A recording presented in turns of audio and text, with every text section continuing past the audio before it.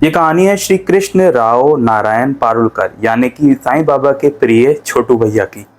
उनका नाम था श्री कृष्ण राव पारुलकर, लेकिन बाबा उन्हें प्यार से छोटू भैया कह के पुकारते थे।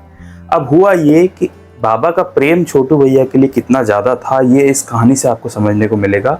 और हुआ ये कि पूना से एक भक्त आया जो बाबा के लिए पादुकाएं बनवा के लाया, और वो जो पादुकाएं थी उन्होंने तोहफे में बाबा को दे दी। अब बाबा ने क्या किया, वो पादुकाएं, सब लोग हैरान रह गए। वो पादुकाएं बाबा ने ली और अपने पैरों में उनको पहना, और उनको ठीक उसी दिन पहनकर वो लेंडी बाग के लिए निकल गए। लेंडी बाग चले गए और सब भक्त सोच के हैरान थे। वैसे बाबा किसी तोहफे का इस्तेमाल करते नहीं थे।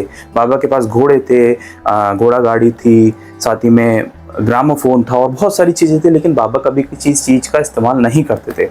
लेकिन सब ये देख के हैरान थे कि बाबा ने वो पादुकाएं पहनी और उसको लेंडी बाग लेकर निकल गए और फिर वापस लौट कर आ गए।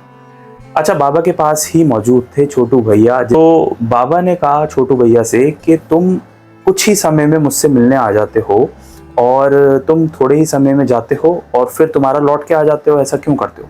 असल में ये था, हरदा में छोटू भैया जो है रहा करते थे और वो काफ़ी दूर से, क्योंकि उस जमाने में इतना ट्रांसपोर्ट की सुविधा नहीं थी और हरदा में तो बिल्कुल भी नहीं थी, तो वहाँ से कहीं से गाड़ी पकड़ के, उसके बाद कई मीलों दूर पैदल चल के, घने जंगल से होते हुए, कोपरगांव से होते हुए, कहीं बैलगाड़ी मिलती, कभी नहीं मिलती, कभी उन्हें जंगलों का सफ़र करना पड़ता, कभी रात में पैदल चलना पड़ता। तो उसके बाद दिनों का सफ़र करने के बाद वो शिरडी गांव में आते थे और फिर बाबा के दर्शन लेते थे।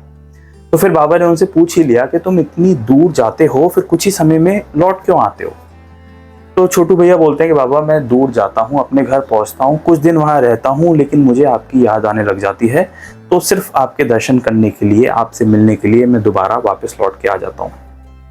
तो बाबा बोलते हैं बस इतनी सी बात? तो फिर बाबा अपने चरणों से वो पादुकाएं निकालते हैं और कहते हैं कि ये लो मेरी पादुकाएं, तुम रख लो।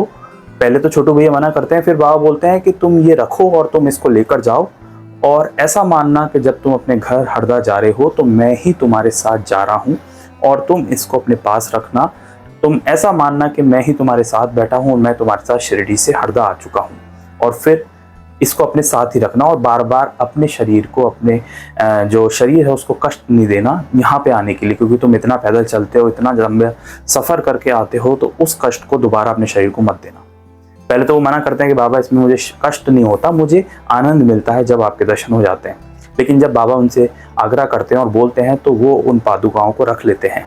तो देखा आपने किस तरीके से बाबा ने वो पादुकाएं उसी दिन पहनी और उसी दिन वो लेंडी बाग चल के गए और उस पादुकाओं को उस ही दिन अपने भक्त, प्यारे भक्त कृष्ण राव जी को, यानी कि छोटू भैया को, जिन्हें बाबा प्यार से बुलाते थे, उनको तोहफे में दी और कहा कि मैं ही तुम्हारे साथ तुम्हारे घर चल रहा हूँ, ऐसा मानना। क्योंकि बाबा भी ये नहीं देखते थे कभी भी कि जो उनका जो भक्त है वो कष्ट में आए, लंबा सफ़र तय करके आए, तो इसलिए बाबा ने इस तोहफे में दे दिया। और आज भी जो उनके वंशज हैं छोटू भैया के, यानी कि श्री कृष्ण राव नारायण पारुलकर के जो वंशज हैं, उनके पास बाबा की एक पोर्ट्रेट है जो भी बाबा के द्वारा मिला था। वो हम किसी और समय में उस स्टोरी को जानेंगे, लेकिन जो पादुकाएं हैं इनकी स्टोरी आज हमने जानी, वो पादुकाएं भी उनके परिवार के पास अभी तक है जो बाबा ने दी थी।